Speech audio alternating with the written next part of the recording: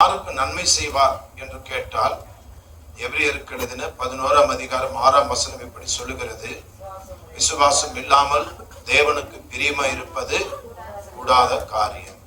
நம்ம ஆயிரங்கள் கொடுக்கலாம், செல்வங்களை படைக்கலாம், தான தர்மங்களை செய்யலாம், நம்மையே அந்த ஆண்டவருக்கு ஒப்பு கொடுக்கலாம். ஆனால் விசுவாசம் இல்லாமல் நாம் நம்பிக்கை வைக்காமல் செய்வது எல்லாமே வீணாய் போய்விடும். அப்படியில் என்ன செய்ய வேண்டும்?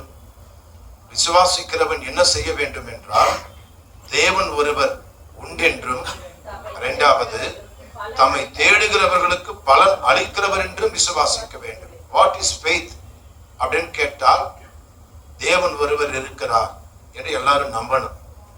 எல்லாருமே இந்த நாட்களில் தேவனை நம்புவது கூடாத காரியமா இருக்கிறது.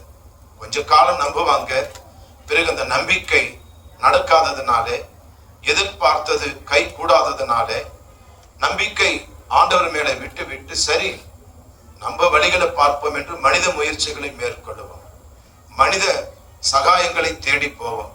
பணம் கையில் இருக்க என்று நமக்கு தெரிந்த வழிகளை நாம் ஆராய்ந்து போவோம்.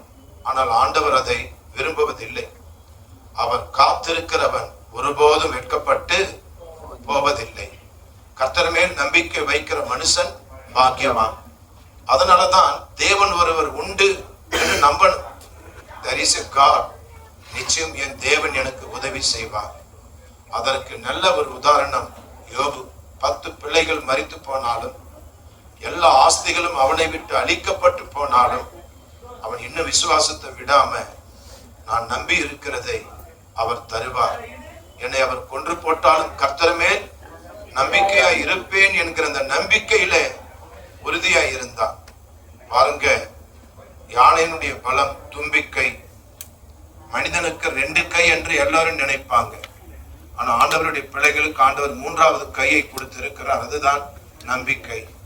அன்பான தேவ பிள்ளைகளே, இங்க அப்படித்தான் நமக்கு முன்பாக இந்த அருமை பிள்ளைகள் டேவிட்சன் லிடி அவர்கள் இந்த 3வது கையை பலமாய் பெற்று நமக்கு முன்பாக இன்றைக்கு சாட்சியாய் இருக்கிறார்கள். தேவன் ஒருவர் இருக்கிறார், அவர் நிச்சயம் எங்களுக்கு பலன் அளிப்பார். தேடுகிறவர்களுக்கு, ஜெபிக்கிறவர்களுக்கு, நம்பிக்கை வைக்கிறவர்களுக்கு அந்த தேவன் கைவிட மாட்டார் என்ற நம்பிக்கை தான் இன்றைக்கு இத்தனை பேரை நாமை அழைத்து, சொந்தங்களையும் உறவினர்களையும் சிநேகிதர்களையும் நெருங்கினவர்களையும் அழைத்து